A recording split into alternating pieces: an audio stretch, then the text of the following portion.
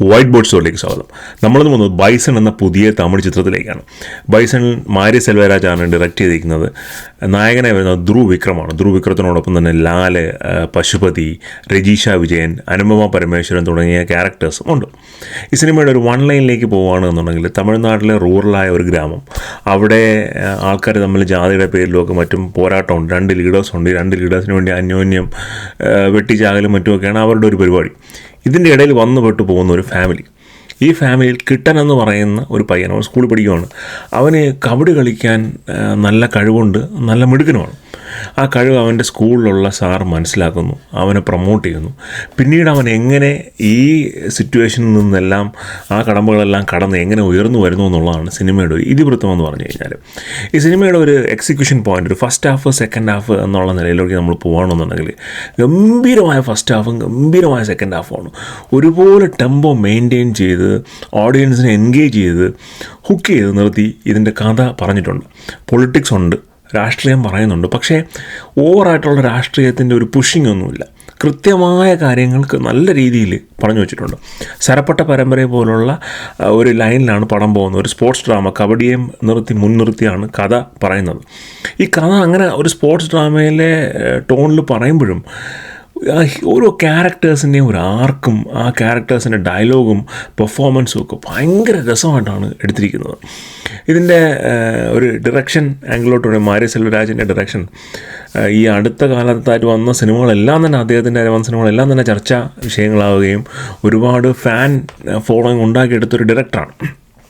അദ്ദേഹത്തിൻ്റെ സിനിമകളിൽ സാധാരണയിൽ നിന്ന് വ്യത്യസ്തമായിട്ട് ഒരു ഹൈ ടെമ്പോ മെയിൻറ്റെയിൻ ചെയ്യുന്ന ഒരു പടമാണ് പിന്നെ ഈ ബൈസൺ എന്ന് പറയുന്ന സിനിമ. അത് ഇപ്പോൾ ആ രഞ്ജിത്തിൻ്റെ നേരത്തെ പറഞ്ഞ പോലെ സരപ്പട്ട പരമ്പരയുടെ സെയിം ലൈനിൽ പോകുന്ന പടമായതുകൊണ്ട് തന്നെ ഒരു സ്പോർട്സ് എന്തൂസിയാസം നമുക്ക് ഫീൽ ചെയ്യും. എന്നാൽ പടത്തിലെ ചില സീനുകളൊക്കെ നമ്മുടെ മനസ്സിൽ നിൽക്കുന്ന രീതിയിലാണ് എടുത്തിരിക്കുന്നത്. ഓരോ സീനും, ഒന്ന് രണ്ട് സീനുകൾ നമ്മൾ പറയുകയാണെന്നുണ്ടെങ്കിൽ ഒരൊറ്റ സീന്, ആ സീനിന് പിന്നെ ഈ ധ്രുവ് വിക്രമുണ്ട്, പശുപതി ധ്രുവ് വിക്രത്തിൻ്റെ അച്ഛനാണ്. രജീഷ വിജയൻ ധ്രുവ് വിക്രത്തിൻ്റെ സഹോദരിയാണ്. അദ്ദേഹത്തിൻ്റെ സ്കൂളിലെ സാറുണ്ട്. അപ്പോൾ ഇവരെല്ലാം ഒരു പ്രധാനപ്പെട്ട കാര്യത്തിനെപ്പറ്റി സംസാരിക്കുകയാണ്. അപ്പോൾ ക്യാമറ ഷോട്ടിൽ ഇവർ മൂന്ന് പേര്, ഈ ധ്രുവ് വിക്രത്തിൻ്റെ ക്യാരക്ടറും പശുപതിയുടെ ക്യാരക്ടറും സ്കൂളിൽ സാർ ഇട്ടിരിക്കുന്ന ക്യാരക്ടറും ബാക്ക്ഗ്രൗണ്ടായി മാച്ച് ചെയ്യുന്ന ഒരു കളർ പാലറ്റ് വരുന്ന ഒരു ലൈറ്റ് ടോൺ ഷർട്ട്സാണ്. എന്നാൽ രജീഷ വിജയൻ്റെ ഡ്രസ്സ് മാത്രം കംപ്ലീറ്റ്ലി കോൺട്രാസ്റ്റിംഗ് ഉള്ള ഒരു ഡാർക്ക് കളർ ഡ്രസ്സാണ് ഇട്ടിരിക്കുന്നത്. ആ സീനിൽ വളരെ പിവട്ടലായ ഒരു ഡിസിഷൻ പോയിൻ്റ് രജീഷ വിജയൻ്റെതായിട്ട് വരുന്നുണ്ട്. അപ്പോൾ ആ ക്യാരക്ടർ അത് പറയുമ്പോൾ ആ ഫ്രെയിം സെറ്റ് ചെയ്യുകയും ആ ക്യാരക്ടർ സ്റ്റാൻഡ് ഔട്ട് ചെയ്യാൻ ചെയ്യുന്ന ഒരു രീതിയുണ്ട്. ഗംഭീരമായിട്ട് എടുത്തിട്ടുണ്ട്. ഇതുപോലുള്ള ഒരുപാട് സീനുകളുണ്ട് പടത്തിൽ. ഒരു ദുഃഖവാർത്ത അറിഞ്ഞിട്ട് പശുപതി ഫോണിലാണ് ആ ദുഃഖവാർത്ത അറിഞ്ഞതിന് ശേഷം അദ്ദേഹം ഒരു മിനിറ്റ് പോസ് ചെയ്ത് ഇങ്ങനെ താഴോട്ട് നോക്കിയിട്ട് തിരിഞ്ഞ് നേരെ നോക്കുമ്പം ചുവരിൽ അംബേദ്കറിൻ്റെ ഒരു ഫോട്ടോ വെച്ചേക്കും. അങ്ങനെ ഒരുപാട് സീനുകളിൽ വളരെ നല്ല രീതിയിൽ നല്ല ഡീറ്റെയിൽ ചെയ്ത് ആ ക്യാരക്ടേഴ്സിനെ വരുന്ന അല്ലെങ്കിൽ ആ സ്ക്രിപ്റ്റിന് അനുയോജ്യമായ രീതിയിൽ എക്സിക്യൂട്ട് ചെയ്തിരിക്കുന്ന സീനുകൾ ഒത്തിരി ഉണ്ട്. എഴിൽ അരസിൻ്റെയാണ് ഇതിൻ്റെ സിനിമാറ്റോഗ്രാഫി. നല്ല സിനിമാറ്റോഗ്രാഫിയാണ് ഈ പടത്തിൻ്റെ. ഒട്ടാകെയുള്ള സിനിമാറ്റോഗ്രാഫി വളരെ നല്ലതാണ്. ഈ ആവശ്യമില്ലാതെ ബൂസ്റ്റിങ്ങും കാര്യങ്ങളൊന്നുമില്ല. ക്യാരക്ടേഴ്സ് എല്ലാം പക്കയായിട്ട് പ്ലേസ് ചെയ്തിട്ടുണ്ട്. സ്റ്റോറി ലൈനെല്ലാം പക്കയാണ്. നമ്മൾ ഫസ്റ്റ് ഹാഫ് കണ്ട് തീരുമ്പോൾ നമ്മൾ വിചാരിക്കും ഓക്കെ, ഒരു കൃത്യമായ സ്റ്റോറി കൃത്യമായ രീതിയിൽ പറഞ്ഞിട്ടുണ്ട്. ചില കുട്ടികളൊക്കെ പരീക്ഷ പേപ്പറിൽ ആൻസർ എഴുതുന്ന പോലാണ്. നമ്മൾ കൃത്യമായ ചോദ്യത്തിന് കൃത്യമായ ആൻസർ. അതിനകത്ത് പൊളിറ്റിക്സ് ഒക്കെ ഉണ്ട്. മാരി സെൽവരാജിൻ്റെ ഒരു തമിഴ്നാട്ടിലെ ശക്തമായ ഗ്രൗണ്ട് റൂട്ടഡ് ആയിട്ടുള്ള ജാതി പൊളിറ്റിക്സിനെ പറ്റിയൊക്കെ കൃത്യമായി പറയുന്നുണ്ട്. പക്ഷേ നമുക്ക് ഓവറായിട്ട് പുഷ് ചെയ്യണമെന്നൊന്നും തോന്നില്ല. ഒരുപാട് സീനുകൾ വളരെ നല്ല രീതിയിലുണ്ട്. സെക്കൻഡ് ഹാഫിലേക്ക് വരുമ്പോഴും ആ ടെമ്പോ മെയിൻറ്റെയിൻ ചെയ്ത് പടം എടുത്തിട്ടുണ്ട്. ആവശ്യമില്ലാത്ത പിന്നെ ഓവർ ഡ്രമാറ്റിക് ആയിട്ടുള്ള സീനൊന്നും ക്രിയേറ്റ് ചെയ്യാതെ തന്നെ കഥ കൃത്യമായി പറഞ്ഞ് നല്ലൊരു തിയേറ്റർ അനുഭവം ഓഡിയൻസിലേക്ക് എത്തിക്കുന്നുണ്ട്. ഇതിൻ്റെ പെർഫോമൻസ് സൈഡിലേക്ക് ഇനി വരുവാണ് എന്നുണ്ടെങ്കിൽ ഏറ്റവും നല്ല പെർഫോമൻസ് കാഴ്ചവെച്ചിരിക്കുന്നത് പശുപതിയാണ്. പശുപതിയുടെ പെർഫോമൻസ് അന്യായ പെർഫോമൻസാണ്. അതിൽ ഒരു സീന്, പശുപതിയും ധ്രുവ് വിക്രം കൂടെയുള്ളൊരു സീന് വളരെ ഐക്കോണിക്കായ ഒരു മലയാള സിനിമയിലെ സീനിനെ ഓർമ്മിപ്പിക്കുന്ന ഒരു സീനാണ്. നമുക്ക് ആ സീൻ കാണുമ്പോൾ തന്നെ അത് ഓർമ്മ വരും. പക്ഷേ ആ സീനിൻ്റെ ഒരു ഫ്രെയിമിങ്, അതിൽ പശുപതിയുടെ ഒരു പെർഫോമൻസ്, അതായത് എവിടെയാണ് അതിൻ്റെ ഒരു ക്യാരക്ടർ നോക്കുന്നത്, ഇതെല്ലാം സെയിം സാധനമാണ് മലയാളത്തിലും വന്നിരിക്കുന്നത്, ഈ പടത്തിലും വന്നിരിക്കുന്നത്. പക്ഷേ കംപ്ലീറ്റ്ലി സ്റ്റാർക്ക് ഡിഫറൻസ് ഉള്ള രീതിയിൽ ആ സീൻ പ്രസൻറ്റ് ചെയ്തിട്ടുണ്ട്. ഗംഭീരം പെർഫോമൻസാണ് പശുപതി. ധ്രുവ് വിക്രത്തിൻ്റെ എനിക്ക് തോന്നുന്നു അദ്ദേഹത്തിൻ്റെ 3-ാമത്തെയോ 4-ാമത്തെ സിനിമയാണത്. പക്ഷേ ഇതുവരെ വന്ന സിനിമകളിൽ ഏറ്റവും നല്ല പെർഫോമൻസ് ഈ പടത്തിലായിരിക്കും. വളരെ ടോൺഡായിട്ട്, വളരെ കൺട്രോൾഡ് ആയിട്ടുള്ള, വളരെ സട്ടിലായിട്ടുള്ള ഒരു ആക്ടിങ് ധ്രുവ് വിക്രം ഈ സിനിമയിൽ കാണിച്ചിട്ടുണ്ട്. ഒരു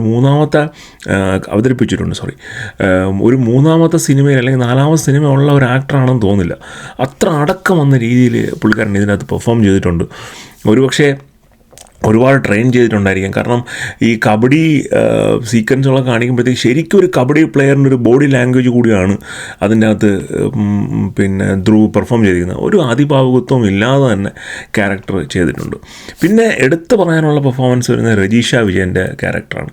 നല്ല രീതിയിൽ, നല്ല സ്ട്രോങ് ആയിട്ട് എഴുതിയിരിക്കുന്ന ക്യാരക്ടറാണ്.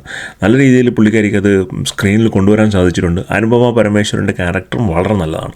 സോ ഓവറോൾ ഈ പടത്തിൽ വന്നിരിക്കുന്ന ലീഡ് ആക്ടേഴ്സിൻ്റെ പെർഫോമൻസ് എല്ലാം വളരെ നല്ലതാണ്. ലാലിന് വളരെ കുറച്ച് സീൻസേ ഉള്ളൂ എങ്കിൽ കൂടിയും അദ്ദേഹത്തിൻ്റെ ഡയലോഗുകളെല്ലാം ഗംഭീരം ഡയലോഗുകളാണ്.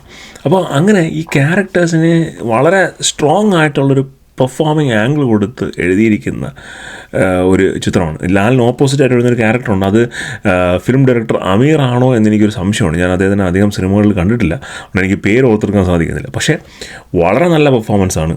ഈ അടുത്ത കാലത്ത് വന്നിട്ടുള്ളതിൽ വെച്ച് വൺ ഓഫ് ദ ബെസ്റ്റ് മൂവീസാണ്. തിയേറ്ററിൽ തന്നെ പോയി കാണണം. നല്ല BGMമാണ്, ഗംഭീരം BGMമാണ്. ചില സീനിനെ കൊടുക്കുന്ന എലിവേഷനൊക്കെ ഭയങ്കര രസമായിട്ടുള്ള എലിവേഷനും മറ്റു കാര്യങ്ങളൊക്കെ കൊടുത്തിട്ടുണ്ട്. ഒരുപാട് സീനിൽ നിങ്ങൾക്ക് ഞാൻ ഈ പറഞ്ഞ പോലെ ഡീറ്റെയിലിംഗ് ശ്രദ്ധിക്കാനായിട്ട് സാധിക്കും. ഞാൻ പറഞ്ഞു തുടങ്ങി ഒരു 10-15 സീനുണ്ട്. ഇങ്ങനെ ഈ ഓരോ സീനിനും അതിൽ വരുന്ന ഡയലോഗുകൾക്കനുസരിച്ച് അതിൻ്റെ കളർ പാലറ്റ് സെറ്റ് ചെയ്തിരിക്കുന്നത്, ക്യാരക്ടേഴ്സിനെ പ്ലേസ് ചെയ്തിരിക്കുന്നത് ഭയങ്കര രസമുണ്ട്. സിനിമാറ്റോഗ്രാഫി എല്ലാം കൊണ്ടും നല്ലൊരു തിയേറ്റർ അനുഭവമാണ്. പിന്നെ ഒരു കാര്യം, കുട്ടികൾ ഒരു 15-16 വയസ്സിന് മുകളിലുള്ള കുട്ടികൾ മാത്രം സിനിമ കാണാനായിട്ട് കൊണ്ടുപോയാൽ മതി. വേറൊന്നും കൊണ്ടില്ല, കുറേ ബ്രൂട്ടൽ സീൻസ് ഉണ്ട്. ഈ ആൾക്കാരെ വെട്ടുന്നതും കൊല്ലുന്നതുമായ സീൻസ് ഉണ്ട്. കൊച്ചു കുട്ടികളെയൊന്നും കൊണ്ട് ഇത്തരം സിനിമകൾ കാണാനായിട്ട് ഞാനൊരിക്കലും റെക്കമെൻഡ് ചെയ്യില്ല. സോ 15 and above ആയിട്ടുള്ള കുട്ടികളെയും കൊണ്ട് സിനിമ കാണുക. നല്ലൊരു തിയേറ്റർ അനുഭവമാണ് സിനിമ കണ്ടതിന് ശേഷം നിങ്ങളുടെ അഭിപ്രായങ്ങൾ നിങ്ങൾ കമൻസിൽ പറയുക. വീഡിയോ ഇഷ്ടപ്പെട്ടു എന്നുണ്ടെങ്കിൽ ലൈക്ക് ചെയ്യുക, ഷെയർ ചെയ്യുക, സബ്സ്ക്രൈബ് ചെയ്യുക. മറ്റൊരു ചിത്രമായി വരുന്നതായിരിക്കും. ബൈ.